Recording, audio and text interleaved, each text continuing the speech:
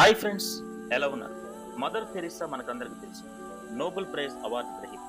Nobel prize తీసుకునేటప్పుడు చాలా మంది నోబెల్ దక్కడం మా అదృష్టం అంటూ ఉంటారు. కానీ నోబెల్ కమిటీ సభ్యులు చెప్పింది ఏంటంటే, నోబెల్ ఇవ్వటం యాక్చువల్గా మదర్ తెరిసా కాదు, ఇవ్వటం మాకు అదృష్టం అని చెప్పారు. దానికి కారణం ఏంటంటే, ఆమె ఒకసారి కోల్కతా మురికివాడల్లో కొంతమంది అనాథ బాలికలు బాలుల్ని పోషిస్తున్న సమయంలో డబ్బు లేక ఒక బేకరీ యజమాని దగ్గరికి వెళ్ళి అడుక్కున్నారు.